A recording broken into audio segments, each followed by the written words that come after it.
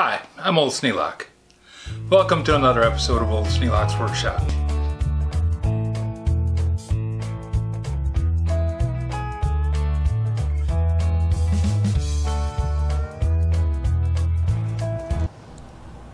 With the motor tested and proved that it's actually working, that means all the windings are okay. The bearings are still really noisy. And the housing is just filthy. So I'm going to take this thing apart and clean off all this stuff because I got to repaint it. The paint's flaking off of the base and it just looks terrible. So I put some paint stripper on the base and got it ready to take the paint off of it. The paint really did not want to come off. It took a long time and 3 or 4 coats of paint stripper. It's good paint. It's on aluminum, and aluminum doesn't like paint very well. So I'm going to have to strip it down, clean it up, and get it ready to go back together.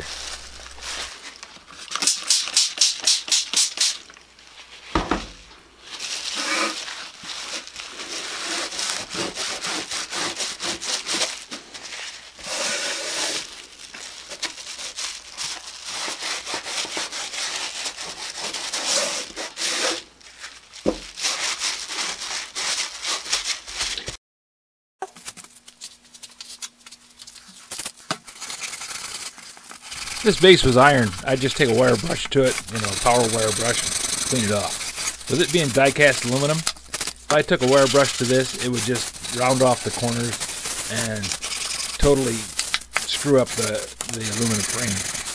So I'm going to have to do it the long, slow, hard way. And this is epoxy paint.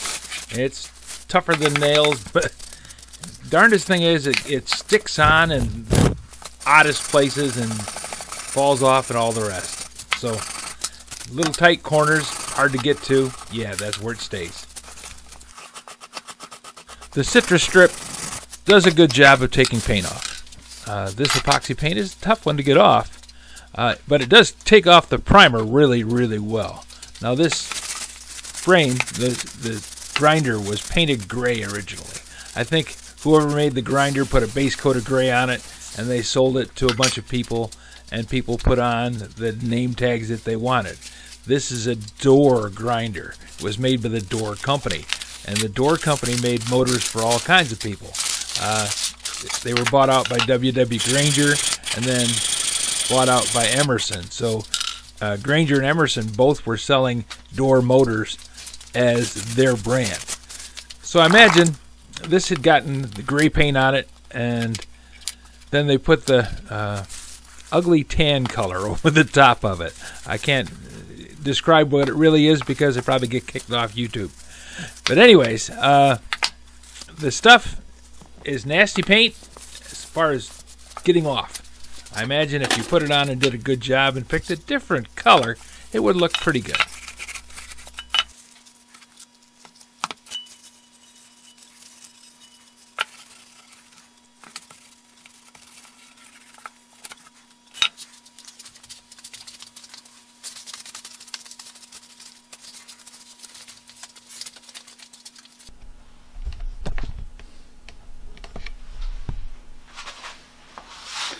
That paint is some miserable, nasty stuff to get off. This is the second application, and the hand wire brush took off a good bit of it.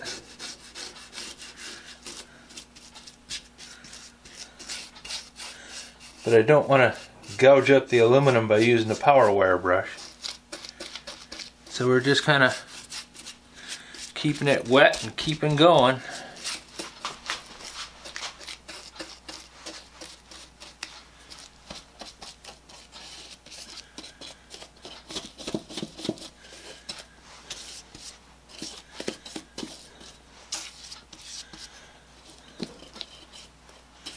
Keep on keeping on, so they say.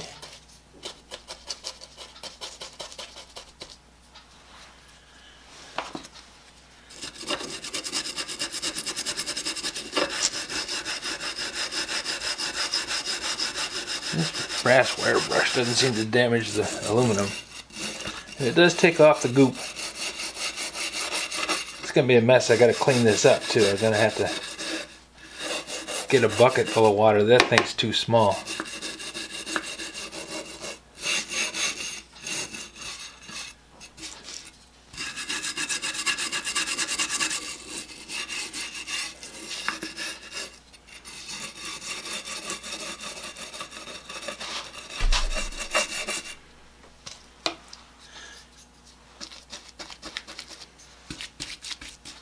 Patience.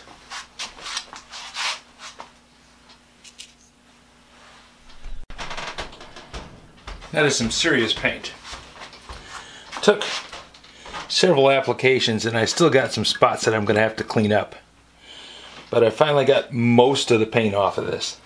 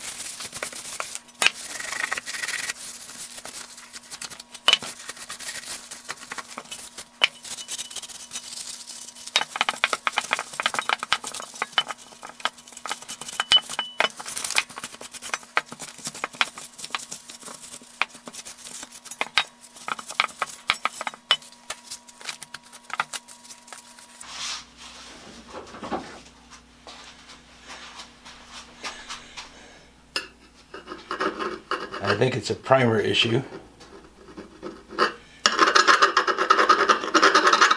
because the brown paint, where it did stick, stuck really good.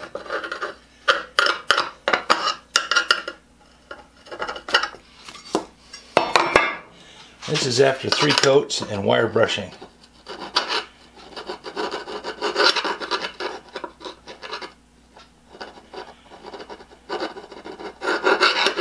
Having run paint lines for a number of years, usually it's a cleaning issue. If the paint's not sticking, the part wasn't clean to start with.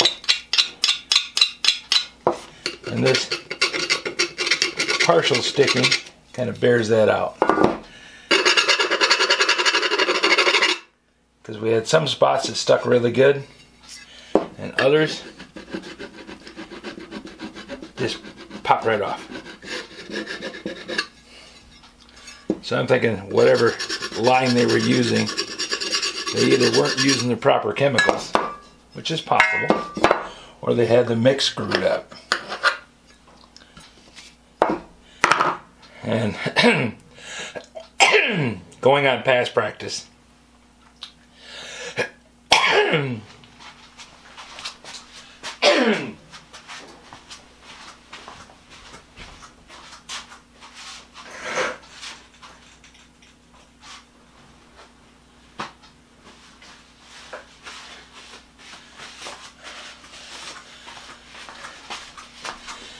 past practice, wash lines are not a highly sought after job. Nobody wants to run the chemicals. Nobody wants to take care of the wash line because it's hot, dirty, and messy. So it's a new hire position. And if you are lucky enough to find somebody willing to manage it and do it right, paint line will run ever so much better. But then when they go on vacation, you have nothing but problems. If you don't watch it 24/7 and pay attention to the heat, the chemical mix, the duration, and be absolutely certain that the pump, and not just the wash line, but the rinse line is working. You get a nozzle that's plugged on a rinse line, you'll have a section that just doesn't work. Because the soap that you're using to clean the parts or the pre-etch that you're using to clean the parts, if it's not rinsed off, paint doesn't stick to it. And even if you bake it, you don't bake off the chemicals.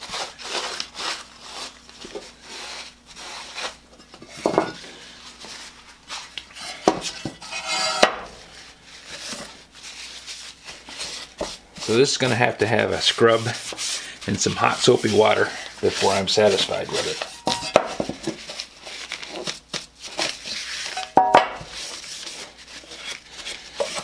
And then I'll put aluminum primer on it.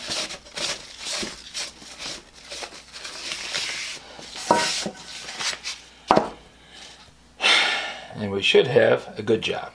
It's funny how paint is the last thing you do. So you put all the work into making something, and then you put paint on it. And if you don't do a good job of doing the paint peels off and it looks like crap.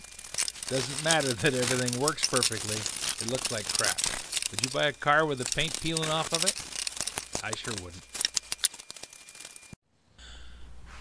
With 70 degrees and sunshine, I had a very tight window to get some paint on things, because painting in the basement is always a problem. It stinks and causes issues and gets dust all over the place. I like to do the painting out in the garage. I got plenty of room. I can leave the doors open and everything's fine. All I have to do is make sure the cars are outside and not in anywhere the paint's going to drift on them. But that means that I got to jam through this job.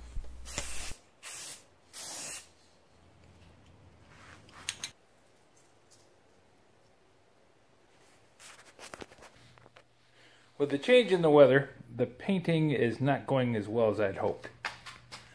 This needs another coat because I've got a little bit of white showing right there, but this coat hasn't dried out yet.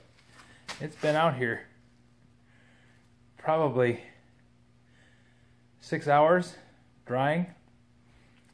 The primer went on really well. The primer dried out in about an hour, but the top coat, that's taken a lot longer. I imagine the gloss tends to seal it in a little bit and make it take longer to dry. But I think it's going to look really nice when it's done. Yeah, it's the standard Sneelock gray.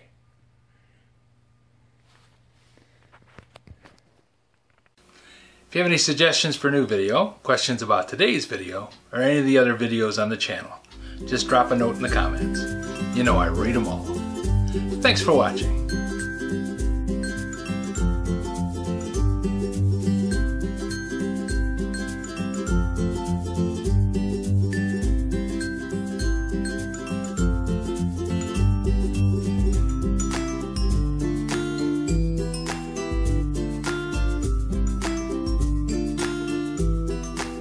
This video is not to be viewed by anyone under the age of 13 in the U.S. or 16 in the European Union, without the express written permission of the parents or legal guardians of the underage person. Such written permission must be on file at the local government entity in charge of enforcing the rules and regulations established by the FTC.